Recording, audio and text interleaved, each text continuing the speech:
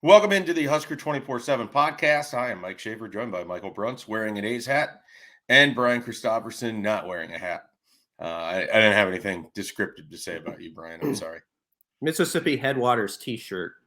I could see that Mississippi was probably the word, but the graphic that says your name, I couldn't, really read this shirt. So, yeah. How are you guys doing today? You enjoying your snow on March 9th, 10th, whatever day it is?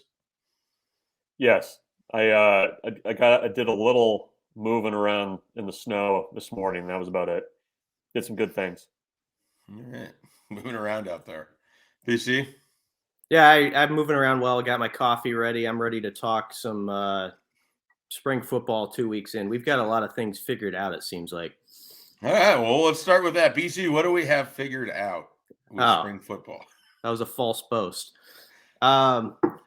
Yeah, I mean, there's been a couple guys I think you'd say have sort of popped to the surface. I think what's kind of interesting is maybe some leaders in certain rooms are emerging that you might not have expected or guessed even a couple weeks ago. Like, I'm not saying he's going to lead the defensive backs room, but I think Marquise Buford already as a second-year player, when you hear guys talk about him, is somebody who is not afraid to get after people and bust their chops and all that stuff. And I think Alante Brown in the wide receivers room is a guy like that, even though he hasn't played a lot, where when you hear Mickey Joseph talk about guys who love football and guys who like football, Alante is in that loves it category. And, he can work with guys like that. So I'm not saying they're going to be captains or the top 4 or 5 leaders in the team, but I think within their position groups, we could have a year where we have guys who are second or third year players who have a larger voice than maybe we have on some past Husker teams. We'll see how that develops, though. What about you, Bruntz? What have you learned so far? Yesterday was instructive to kind of learn about what this offense is going to look like. That's kind of the big mystery is you're melding what Scott Frost has done with what Mark Whipple has done, and those seem like they're two opposed offenses. But Logan Smothers said yesterday there's still quarterback run game in the offense.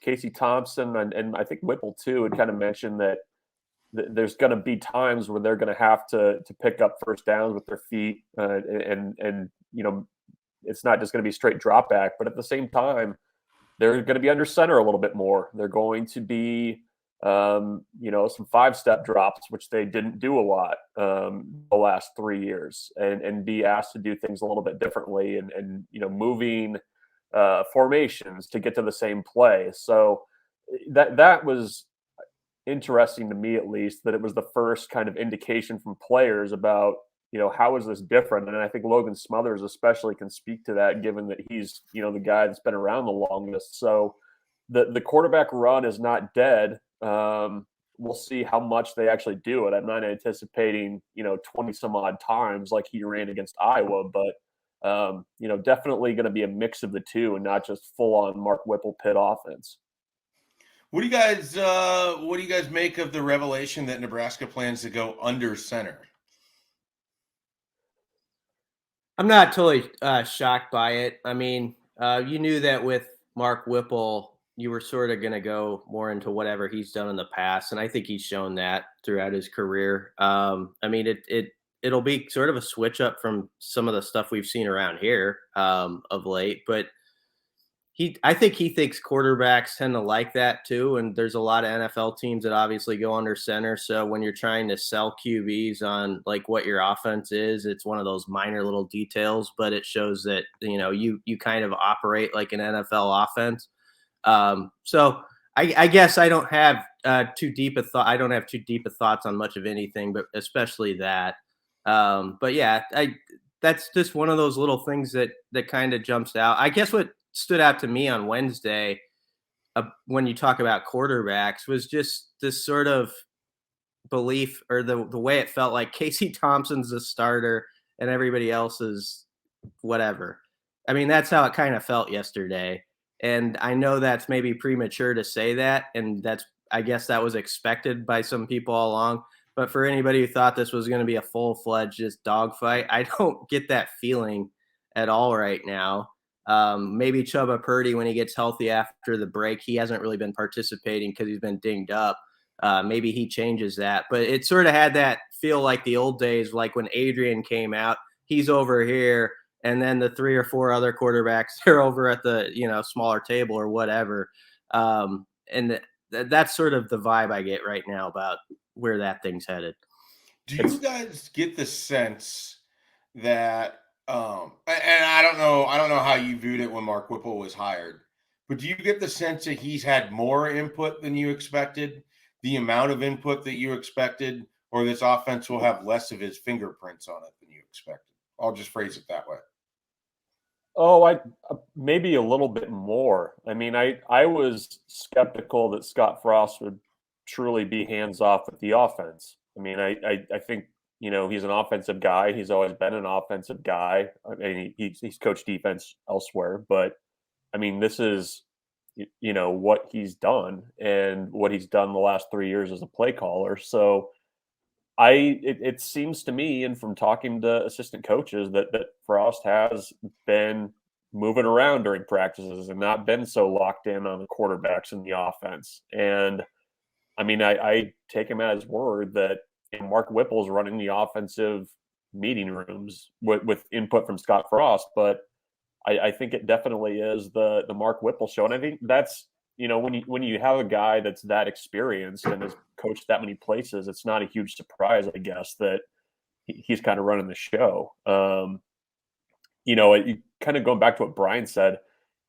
I mean, Casey Thompson talked about taking first team reps. Mark Whipple talked about him taking the first team reps. I mean, in some ways it feels like this, competition is less of a competition than what we even saw in Scott Frost's first year a little bit, like it just, it's I wouldn't call it a coronation, but I mean, I don't think that there's like this, elbows out competition that maybe what we were expecting coming in. And part of that is because, Chubba Purdy's been hurt, but it definitely feels like Mark Whipple, based on his comments, is pretty comfortable with Casey Thompson if they had to play a game on Saturday. That felt like the preview of a potential Bruntz column down the road. Don't call it a competition. It's more of a coronation. Yeah, I mean, it's when Mark Whipple comes out the first day and says, yeah, Casey Thompson's the number one quarterback. I have you guys gotten any sense that anything has changed from that first day? No, to be fair, like there's a part of me that kind of appreciates it, because was there anyone that was truly viewing this as a competition? I mean, from the moment that Casey Thompson picked Nebraska, it was pretty hard for me to see anyone else winning that job, barring an injury. So I guess I don't mind just being upfront with the idea that the guy that you purposely brought in to be your quarterback from the transfer portal is who you're expecting to be the starter. No, that's fair. Yeah. I think the battle is going to be interesting for number 2, though. Bruntz already has his guy. He already picked his horse. Is he Team Logan? Team Logan. Low Smo. Yeah. Make T-shirts for that Twilight series. What was there? Team Jacob and Team Taylor. Not that I know anything about. Yeah, Twilight. you're I haven't seen any of that those subject movies. fast. You don't really seem like a Twilight guy, if I'm being honest, but yeah. Well, let's just keep it that way. That's probably, you're probably right, Schaefer. I'm probably not a Twilight guy. Yeah, I think Logan Smothers. Real quick on him, I liked. He's never going to be a chatterbox up there. That's just not his way. He keeps his words to a minimum. So you don't read anything into that necessarily. But I like that he kind of expressed, I'm here for the long haul. That's what he says, at least. And he likes that. He's like, bring on the competition. I knew there were guys coming in. And I don't discount him as being one of the top 2 guys. I don't. I think we'll see what Chubba Purdy has to offer after the break.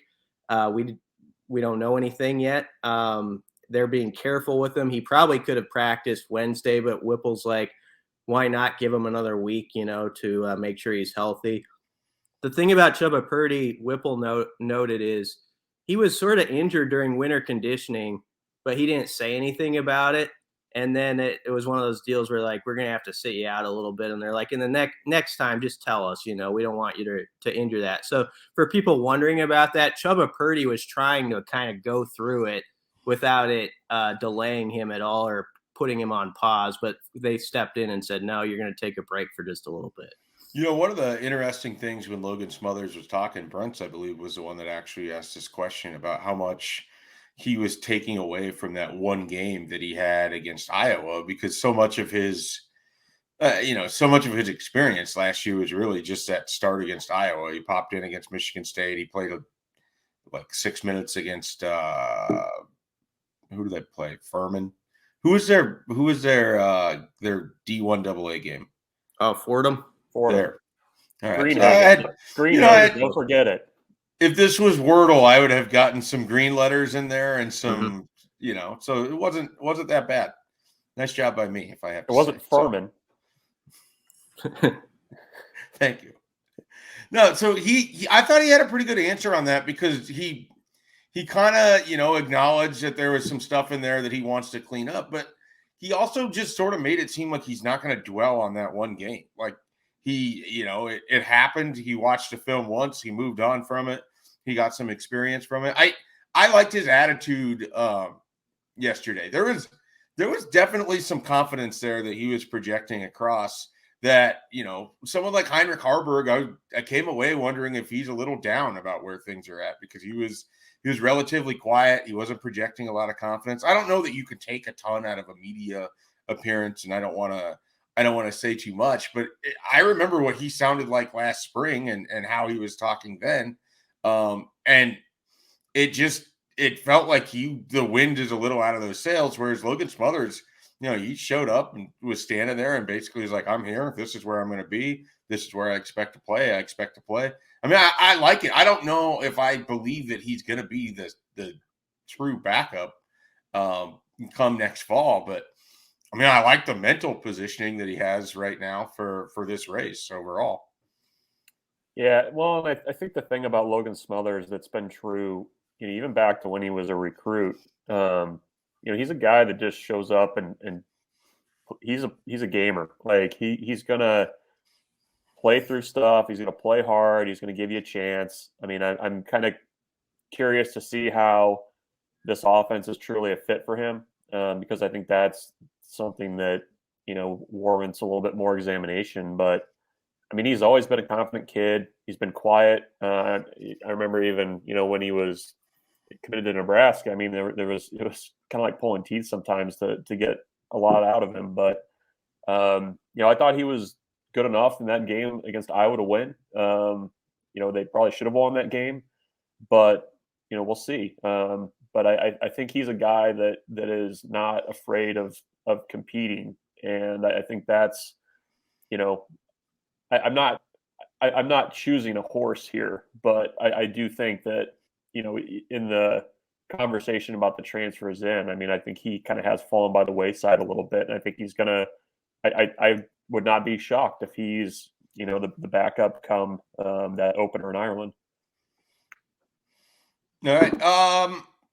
We don't have a lot of time to go full bore into this, but what did you kind of take away from Scott Frost's comments on the offensive line yesterday? I don't get the sense that Greg Austin and Scott Frost are going to be exchanging Christmas cards this year. Is that fair?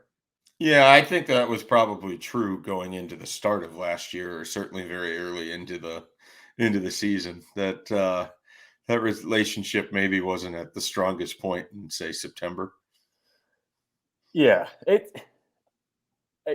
Scott Frost went out of his way to mention it. I mean, that was clear. I mean, if the offensive line has taken that kind of a step forward, that's a good sign, especially when you consider that you have two guys that are likely starters on the sidelines. So, I mean, I don't know about you guys. Still, my two biggest questions are along both lines, and will be going into the season. And at least, I guess, 5 spring practices in, one of which has been in full pads. He likes the direction of the offensive line. Yeah, I guess it's hard to say because you're just going off of some media comments for now, and two of the main guys aren't there. But O-line is like the ultimate mystery flavored sucker, where you're like, well, you don't know who's going to be where. Coach Donovan Raiola is sort of a fascinating figure, I think, to the public and media and he doesn't have to do this. I'm not saying he's not a big talker, in those media settings. And I've been around other O-line coaches who aren't that way either. Mike Cavanaugh, who was pretty highly regarded in the O-line circles, was never like a chatterbox around the media, I didn't think. But he maybe a little bit more so. I think because of that, there's sort of this interest because he doesn't project as much when he is in those settings and the public sees him. Like, what's his sort of way of how he projects to his players? How does that work and how is that working? So it is interesting when people are trying to kind of put that all together and then they're hearing, yeah, it's going really well, and so obviously Scott Frost saw a lot he liked in about when Donovan Raiola got talking about, this is what we're going to do technique. This is what we're going to do. This is my vision for how offensive line play is supposed to be. And Mark Whipple was pretty complimentary of Raiola's work so far too. So we'll see. That definitely going to be one of the most interesting parts of the spring game as people try to kind of watch the trenches and who's winning and who's where. The thing that I thought was interesting along the line real quick, though, is you have the two transfers in Kevin Williams and Hunter Anthony. And apparently they've been switching spots to where Williams was at tackle a little bit yesterday and Anthony was playing guard. So they're trying hard to find their best five. And, we'll see what happens. But, I mean, it's always with the caveat that two big pieces of the puzzle are over there on the sidelines, with injuries. Yeah, it's hard to put together a puzzle when you got pieces that are not available to you. So that offensive line definitely feels like it's going to be a work in progress. Speaking of work in progress, we have a completion of Nebraska's basketball season. Let's get to that. Nebraska basketball finished up its season with a pretty, devastating is far too strong. Disappointing is the right word, right? Pretty disappointing loss on Wednesday. They had a lead as high as, I want to say, 17 points. 15, yeah. 16? 15, yeah. 15. All right, well, close, whatever. I'll just keep working down. I'll get to that number. You say Furman, I say Fordham. Who cares? I can't get anything right. And they ended up losing last night. And honestly, I have a lot of thoughts, but I want to throw it out to just kind of where you guys are at. BC, your thoughts on last night and your thoughts on this season overall. Yeah, disappointing is definitely fair because it was 50-35 with 15 minutes left. And the first half, Nebraska's defensive intensity was the best I've seen from them all year in the first 20 minutes. I mean, they had forced Northwestern to 28% shooting. Northwestern, who didn't turn it over a lot coming in, had given it away 10 times. And Nebraska was a big part of that. And you could see a team that was actually playing with the swagger. I mean, they actually had it from the previous week in the first half where they look like the confident team. And I feel like Nebraska missed their opportunity in that game. And Fred Hoiberg mentioned it where they could have upped that lead even further. And then in 3 minutes, it was gone. Northwestern puts up a 14-0 run. There's a technical foul in the middle of that. And you could tell after that Northwestern was sort of the aggressor on the boards. And I guess that's the part. The basketball is a game of runs. But Nebraska throughout this season has had way too many of those where it's not like an 8-2 run for the other side. It ends up being like a 15-2 run or a 14-0 run or something like that. And so this was sort of a perfect summary of the most of the season and the way that happened and ended up dooming this team. Bruntz, were you able to watch the game last night?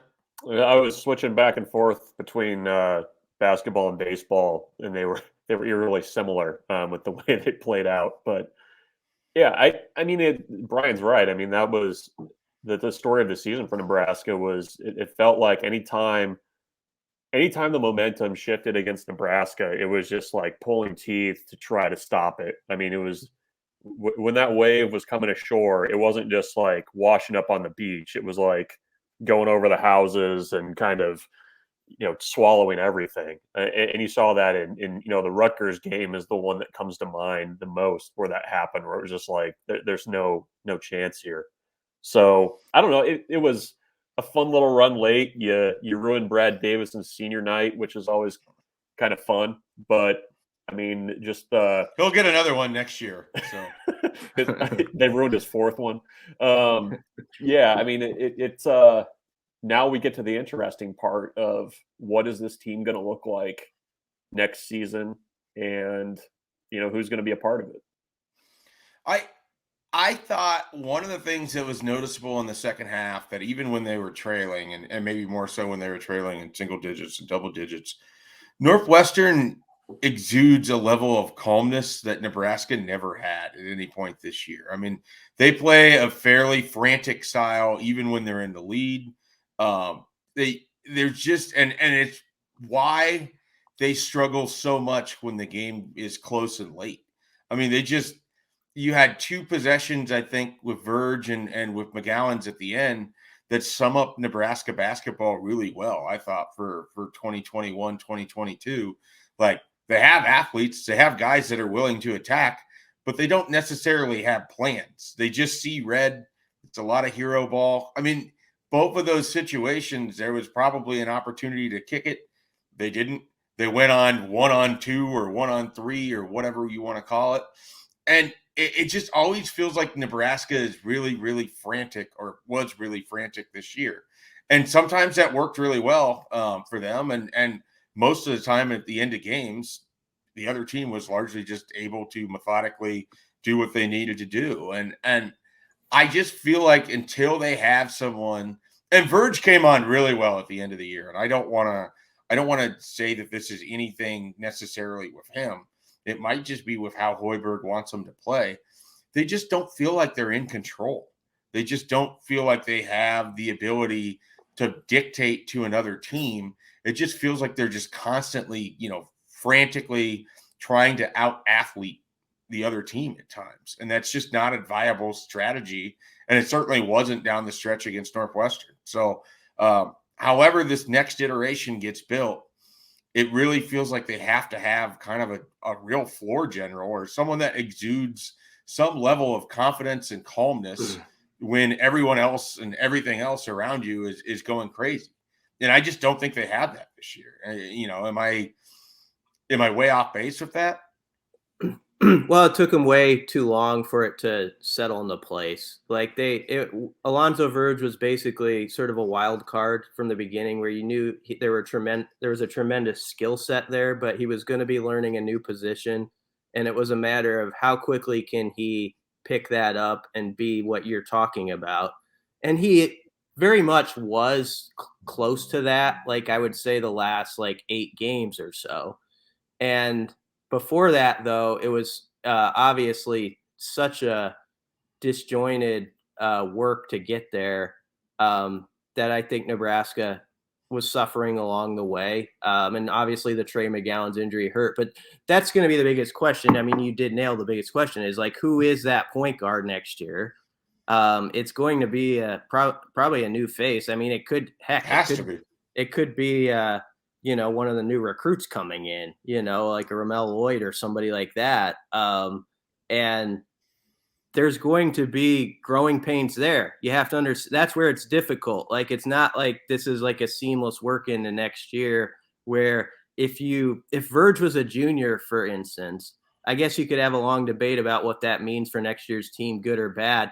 I think, though, people would be like, okay, he was really picking it up and now he got another year with them. Instead, he's gone.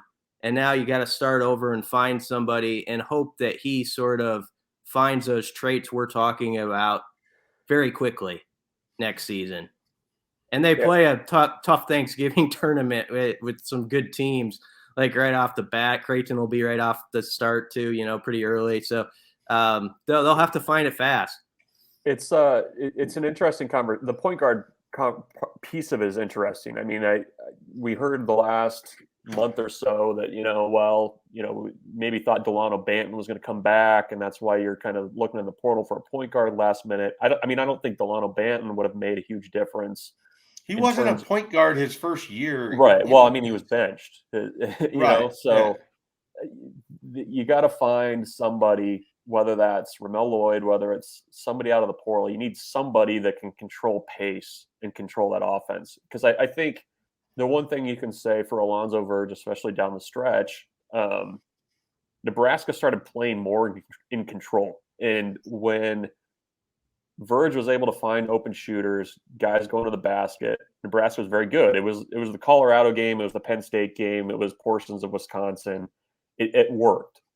And I think when I get asked a lot, well, what can Nebraska take out of this season and carry into next year? Well, I think in some ways you're going to have some pieces that are going to be back. I mean, I would expect that C.J. Wilcher is probably going to be back. I mean, maybe you're going to get Derrick Walker back for another season. We'll see. But I think that there's enough in these last, 4 or 5 games or so that Nebraska's played that you can point to and say, look, when we play under control, when we make the extra pass, I mean, you're basically building this library of like, this is how this offense works.